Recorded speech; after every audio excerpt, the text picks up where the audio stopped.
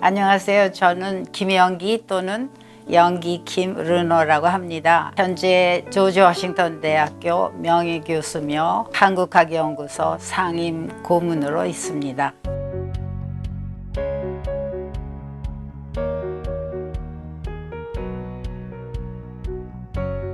조지 워싱턴 대학교에서 한국어와 한국 문화를 가르치신 지가 30여 년이 넘으셨죠.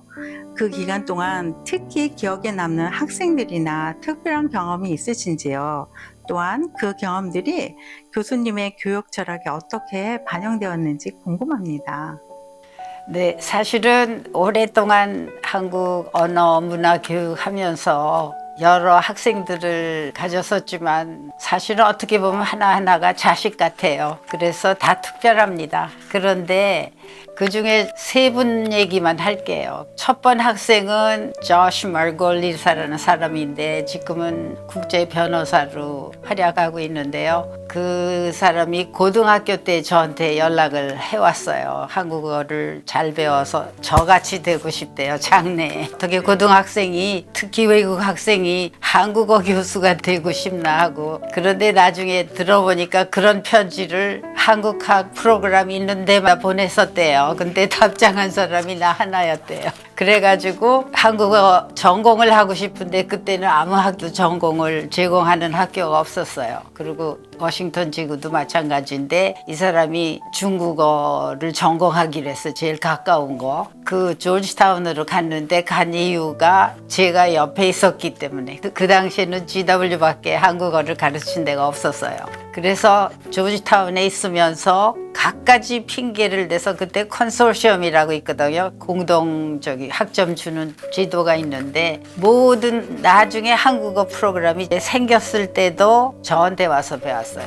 그래가지고 나중에 몇십 년 후에 한국 여인과 결혼을 했는데 제가 주례를 섰어요. 한국에서 리츠칼턴에서 500명 손님들이고 성대한 결혼식을 했는데 거기 주례로 불러서 제가 어떻게 한국에서 여자가 주례하는 거 본 일이 없다고 그랬더니 아 선생님 세상이 바뀐 걸 모르고 계십니다. 그래서 가보니까 저를 그렇게 데려가려고 그렇게 얘기를 해서 지금도 아직도 서로 왕래하고 있어요. 그리고 두 번째 학생은 아주 어렸을 때 이민 온 사람의 그 자손이었는데 한국어를 택한 이유가 물론 한국어 조금 알긴 알았어요. 그런데 그걸 정확히 알려는 의도도 있었지만 그렇게 해서 자기 정체성이 확실히 섰대요. 그래가지고 지난 2월인가 그때 워싱턴에 왔는데 제 행사에 참석하려고 왔어요. 그리고 우리 집에서 잤어요. 그래서 이름이 심은규, 근데 사실은 로브 심. 세 번째 학생은 사실은 흑인 학생인데 그 한국에 빠졌어요. 근데 우리 학교에서 그게 10년 전인데 그 당시에 우리 학교에서 부전공은 가능했지만 전공으로는 한국 언어 문화 그 프로그램이 전공은 제공을 안 했었거든요. 그런데 막 우기고 그 여러 가지 장애물을 뚫고는 한국어 전공으로 졸업을 했어요. 그래서 역사를 만들고 한국어 전공이 생기는데 직접 공헌을 했죠. 그래서 이름이 저넬 먹도웰. 그래서 세 학생이 제일 저한테 지금 금방 생각나는. 근데 각 학생이 사실은 하나하나가 특별해요. 한국어 교육에 60여 년간 헌신하신 교수님께서는 한국어 구조와 언어 연구의 선구자로 인정받고 계십니다. 지난 몇십 년간 한국어 교육에서 가장 큰 변화는 무엇이었고 그 변화에 따른 향후 교육의 방향에 대해서 어떤 구상을 갖고 계신지 궁금합니다. 제가 사실은 언어학 연구나 언어학 그 한국어 교육이나 어떻게다 초창기에 하게 된 사람인데요. 그 두 분야가 다 완전히 미개척지였어요. 제가 1963년 1월에 미국을 왔는데 그 당시 교과서도 물론 없었고 저는 그때 언어학 전공 대학원 학생이었는데 제가 명칭으로는 조교였어요. 교수가 근데 한국말을 잘 하지도 못하고 자신감이 우선 없었어요. 미국 분인데. 그래서 사실은 제가 다 가르쳤어요. 그 강의를 다 가르쳤는데 교과서도 없고 또 나 자신이 언어학 처음 시작하는 사람이라 그렇게 한국에 대한 무슨 연구를 한 게 없고 한국식 연구는 재래식 그 문법 분석이라 하여튼 외국어로서의 한국어를 가르치는 거에 대한 그런 아무 배경이 없었거든요. 그리고 학생들은 아주 특이한 아주 이상한 거 배우고 싶어 하는 호기심 있는 학생들이 8명이 있었는데 깜짝 놀랄 정도로 아무 필요성이나 그런 거에 대해서 상관없이 와서 공부를 했어. 아주 아름다운 학생들이었어요. 조금 있어가지고 한국 프로그램들이 생기기 시작을 했어요. 근데 그 생기기 전에 벌써 한국 언어학 박사들이 여기저기서 나오기 시작을 했어요. 그러니까 한국 물론 일반 언어학 공부하면서 한국 언어를 다르게 분석하는 그 방식도 물론 알게 되고 우리말을 이렇게 외국인으로서 볼 수 있는 그런 기회가 생긴 거죠. 그러니까 이런 언어학 발전은 한국어 교육에 직접 영향을 줬다고 볼 수가 있어요. 그런데 그러는 사이에 현대자동차가 다니고 그러다 한국이 조금씩 알려지고 경제적 발전이 그냥 뭐 한강의 기적이라고 그러면서 생기더니 결국은 한국 프로그램이 여기저기서 싹이 돋기 시작을 했는데 제일 먼저 온 학생들은 그 사실은 그렇게 좋아서 온 사람보다는 그냥 무슨 이유든지 억지로 하게 된 그런 공부들이었어요. 그래서 물론 한국에 선교사로 가는 사람, 외교관, 그 외에 가족관계, 국제결혼해서 하는 사람 다 공부는 하지만 뭐 그저 그냥 당장 필요한 거 필요성에 대응한 정도의 공부지 거기 가치를 보고 택하는 그런 사람들이 아니었죠. 그러다가 이제 나라가 점점 경제적으로 대국이 되고 그리고 정치도 안정돼서 민주화가 오고 그리고 또 무엇보다도 문화적으로 그 지식면에서 또 스포츠까지 여러 방면에서 두각을 한국 사람들이 보이기 시작을 했는데 이것은 결국은 우리 한국 전쟁이니 식민지 그런 아주 불행한 그런 과거에서 나온 약간의 보너스인데 이게 나라를 완전히 바꿔놓은 거예요. 우리 문명이 그만큼 굉장히 풍요로워진 거죠.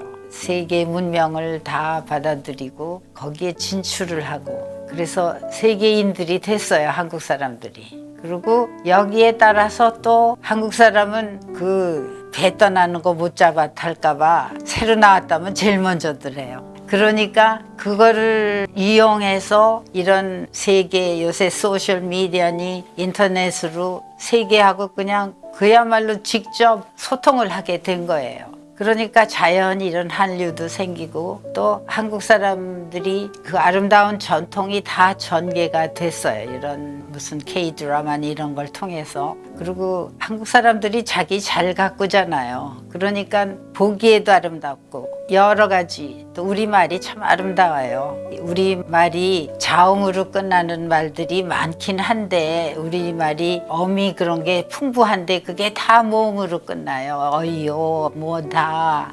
그랬습니다. 어이요 소 그러니까 모음으로 끝나면 되게 아름답게 들려요. 이름이. 그래서 한국말이 아름다워요. 여러 가지 그 요소가 섞여가지고 지금 한국이 굉장히 유행 바람을 타고 있는데 그게 결국은 한국어 교육과 한국어 연구의 그 서로의 그 연관성. 옛날에는 이론 언어학 한다 그러면 교육하는 사람은 깔보고 또 교육하는 사람은 이론여해서 무슨 필요가 없는 거 공부했다고 이러고 서로 안 좋았었거든요. 근데 요새 안 그래요.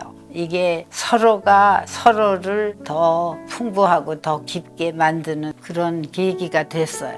그래서 상당히 그 중요한 창의성이 기대치 않던 곳에서 생겼어요. 그래서 제 생각에 그 다른 분야에도 한국어 교육에 쓰던 그런 방식이 다른 나라 말 가르치는 데도 적용이 되고 그 세계적으로 굉장히 공헌을 하고 있다고 봅니다. 한무수 기념 한국인 문화 콜로퀴엄의 창립을 통해서 한국 문학과 문화의 세계적 확산에 중요한 기여를 하셨습니다. 이 행사가 한국학의 국제적인 인식과 확산에 어떤 영향을 미치셨다고 평가하시나요? 사실은 이 프로그램을 1995년에 설립했기 때문에 조지 워싱턴 대학뿐 아니고 세계 어느 대학에서도 그리고 어느 분야에서도 이렇게 같은 취지를 가지고 연속적으로 30여 년이 된 프로그램은 없어요. 있기는 있겠지만 제가 아는 거는 언뜻 말할 수가 없어요. 그리고 특히 초기에는 한국학이라고 하면 한국에 대한 이런 학술대에 가면은 특히 저 워싱턴 지구는 정치적인 도시니까 매일 전쟁 아니면 무슨 경제 파탄 아니면 무슨 데모하는 거 그런 거에 중심이 돼가지고 그처럼 물론 전쟁이요. 그래서 한국에 대한 이미지는 땅에 떨어져 있었죠. 그리고 전부 그냥 정치, 야심, 독재, 무슨 경제 먹고 살라고 그냥 막 노동자 착취하고 그런 얘기만 하다가 인문 중심으로 모든 인간의 문제는 인문이 사실은 근원이에요. 이유가. 그러니까 우리가 지금 한 제목 중에는 경제도 있고 군인 밀리터리 토픽도 있고 의학도 있고 물론 미술 종교 이런 건 근본이고요. 그래서 여러 분야를 커버를 했어요. 당장 한국이 무명국이구나 그런 인상을 주는데 공헌했다고 생각합니다. 그래서 이게 아웃리치 프로그램으로 그런 프로그램이 요새는 많지만 옛날부터 이렇게 계속해오고 또 특히 굉장히 학문적으로 했어요. 우리가 민간인들 보통 다른 분야에 있는 사람을 다 포함해서 다 환영해서 이런 지식인들의 모임이지만 언제든지 학술적인 면은 고수를 했어요. 그래서 아주 세계 유명한 학자들만 모았기 때문에 그리고 저는 항상 한국 쪽에서의 안목 외국에서 보는 퍼스펙티브 그런 여러 경험이 있는 남녀 그런 연사들을 모셔왔어요. 그리고 이렇게 대화식으로 하기 때문에 우리가 이걸 콜로퀴엄이라고 부르고 그리고 사람들이 굉장히 존경을 갖고 흥미를 갖고 오는 학술대회가 되고요. 또 하나 중요한 거는 누가 이렇게 기부를 해가지고 이름을 넣은 빌딩이 있거나 프로그램 이름이 있거나 무슨 출판 그런 게 대개 보면 큰 회사 아니면 돈 많은 기부자의 이름이 대개 남자들 이름이에요. 근데 이거는 한국 소설가를 기념하는 거, 또 한국 여성을 기념하는 거. 그래서 또 특이해요. 그래서 한국뿐 아니고 한국의 인문학에 대해서 이렇게 들으면서 모두들 자기 생각을 해요. 자기 상황에, 자기 분야에 비추어서 보기 때문에 전부가 같이 생각하는 기회를 주는 그런 모임이라고 생각합니다. 미주 한인사회 차세대들에게 바라는 점이 있다면 무엇이고 특히 그들이 한국어와 한국 문화에 대한 자부심을 더 깊이 느낄 수 있는 어떤 방법을 제시하실 수 있을까요? 제가 항상 저 자신이 느끼고 모든 학생들, 친구, 가족에게 말하는 거는 이 세상 사람은 다 그야말로 하느님이 좋은 거를 줘 보내셔요. 그래서 어딘가 우리한테 도움이 될 그런 요소가 각자한테 있다고 믿어요. 그러니까 그 기회를 놓치는 게 바보인 거죠. 그러니까 자녀들한테 저는 이래라 저래라 하는 것보다는 네가 이런 이점을 가지고 났으니 얼마나 운이 좋냐. 기회를 놓치지 마라. 이점이죠. 그러니까는 바둑둘 때 미리 점 두고 하듯이 이점을 이용을 안 하면 손해는 자기가 보는 거다. 그렇게 해서 모든 교육은 자기가 하고 싶어야 돼요. 동기를 유발해 주는 게 이래라 저래라 교훈을 주는 것보다 훨씬 효과적이라고 믿어요. 그리고 재미교포의 차세대라는 거는 여기서 났으면 한국에 대해서 알기는 어렵지만 자연 환경으로 그저 배우는 게 많아요. 자기 말 그대로 배우듯이 그런 것만 이용해도 다른 사람보다 굉장히 자격이 많아지잖아요. 그래서 요새 차세대를 보면은 결국은 영어하고 한국어를 둘 다 잘하는 사람이 출세도 많이 하더라고요. 결국은 사람들이 필요하는 거를 제공할 수 있는 사람이 되는 거예요. 그리고 무엇보다도 개방적인 태도가 그냥 뼛속에 있어가지고 남을 거부를 하지 않고 그 사람을 더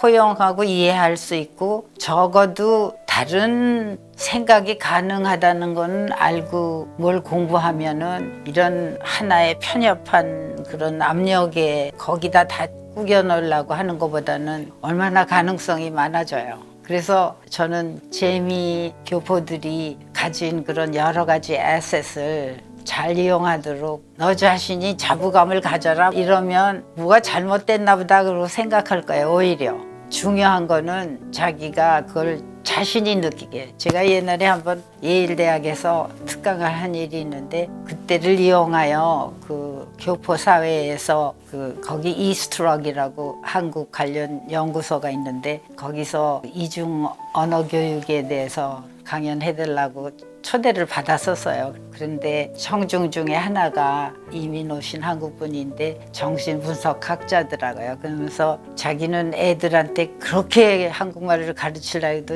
도무지 안 배워서 하나도 못한다고 그러시더라고요. 그때 제가 한 제목이 뭔지 아세요? 언어는 쉽니다.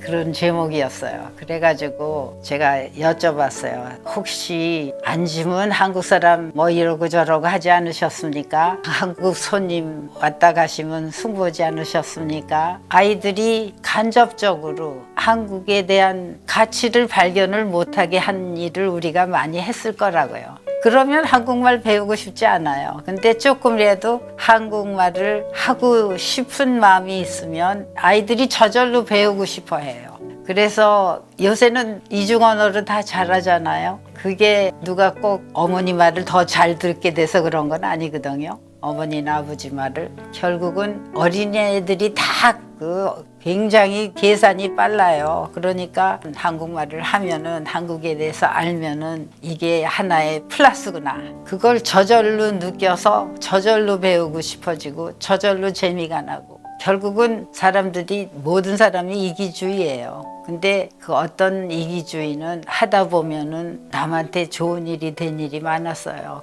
그게 사실은 저의 경우이기도 한데 모든 일은 나를 위해서 한 것 같은데 나중에 보니까 남에게 도움이 된 일이 많더라고요. 그게 사실은 하늘의 축복이라고 볼 수 있겠죠. 교수님께서 연구한 한국학의 국제적 위상 강화와 관련하여서 한국학을 더욱 글로벌하게 확산시키기 위한 전략과 과제는 무엇이 있을까요?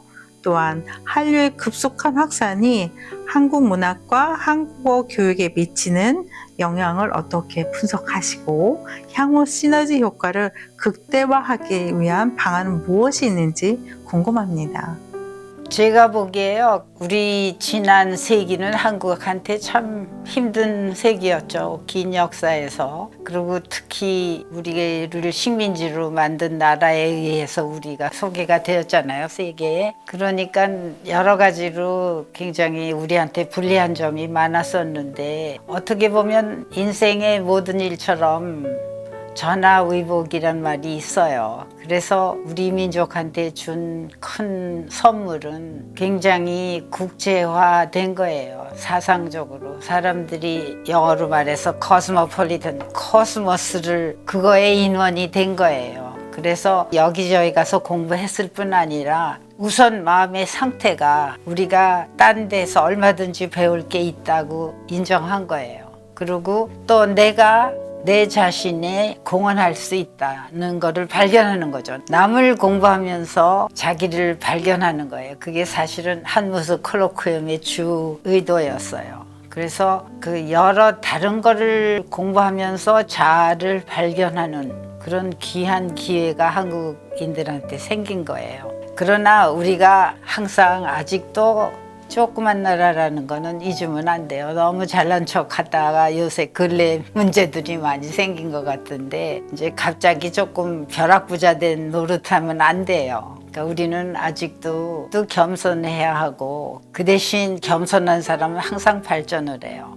그런 낙천적인 그런 태도를 가지고 남들이 우리한테 아무리 작아도 배울 게 있다는 거를 인식을 하는 순간 저절로 그런 방향으로 나갈 것 같아요. 그래서 그것도 누가 이런 설교를 하면은 아마 또 열등감이 있어 그러나 보다 뭐 그런 인상을 주고 사실이게 되니까 모든 일은 그 저절로 느끼게 그런 분위기 그리고 열심히 자꾸 배워야죠. 너무 일찍 샴페인 바트를 열어도 안 되고 또 너무 일찍 조금 벌어놓은 거 써버려도 안 되고 항상 자신은 잃지 않고 한국은 지금 제일 걱정되는 게 인구가 없어지는 거죠. 가족의 중요성도 좀 인식하고 살면 좋겠어요. 인간은 사회의 동물이에요. 가족도 사회니까 그거 없이 얼마나 행복하겠어요. 혼자만 살면. 그래서 그것도 좀 우리 국민 민족 전체가 좀 생각을 했으면 좋겠습니다. 구독과 좋아요는 사랑이래요. 만나에서 만나요.